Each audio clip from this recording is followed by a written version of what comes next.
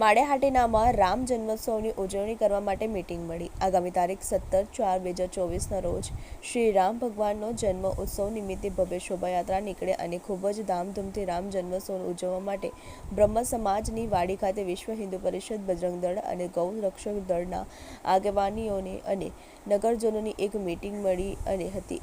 આ મીટિંગમાં અનુપસિંહ સિસોદિયા, વિશ્વ હિન્દુ પરિષદ જિલ્લા સહમંત્રી ગૌતમ દવે, વિશ્વ હિન્દુ પરિષદ માળિયાહાટીના તાલુકા પ્રમુખ પ્રદ્યુમનસિંહ જેઠવા, બજરંગ દળના માળિયાહાટીના તાલુકા પ્રમુખ વિશાલ રાજછ, માળિયાહાટીના નગર પ્રમુખ Prembhai Suba, social media convener Ravatbhai Sisodiya, Vanrajsinh Sisodiya, Vishwa Hindu પરિષદ કાર્યકર્તા માનસિંહભાઈ કેશોદા, વિજયભાઈ કોદાવલા, વડલિયા હનુમાન સત્યસંગ મંડળ, રામચંદ્રજી મઠ સત્યસંગ મંડળ તેમજ વેપારી મંડળ નગરજનો હાજર રહ્યા હતા અને રામ જન્મોત્સવ ખૂબ જ ધામધૂમથી ઉજવાયો હતો ને નક્કી કરાયો છે શોભાયાત્રા સહિતના વિવિધ આયોજનો કરવામાં આવશે અને આ શોભાયાત્રામાં તમામ સનાતની હિન્દુ ભાઈઓ બહેનો જોડાય તેવી અપીલ કરવામાં આવી હતી। બનેસી ચુડાસમા, TV 18 ન્યૂઝ, માળિયાહાટીના।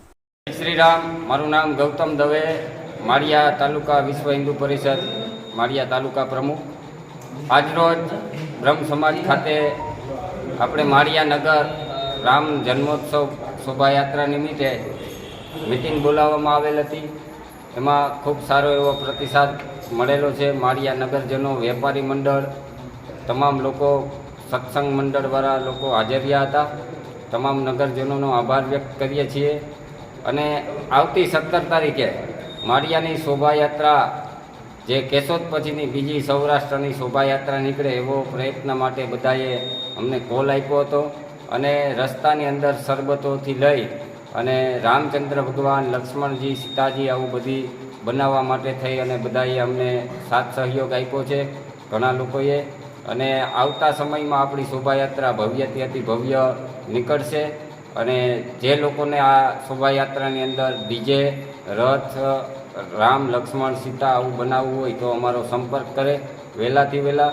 બીજું, આ શોભાયાત્રાના રૂટ ઉપર જે બેનર લગાડવાના છે તો સૌજન્યના જેને બેનર લગાડવા હોય તો તે લોકો પણ અમારો સંપર્ક કરી શકે છે એટલે જેથી કરીને આપણી શોભાયાત્રા બહુ ભવ્યથી અતિ ભવ્ય સુશોભિત રહી।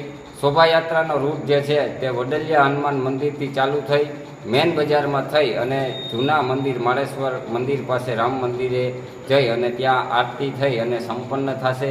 આવી રીતના મિટિંગમાં બધી ચર્ચા થઈ। જય શ્રી રામ, જય શ્રી રામ।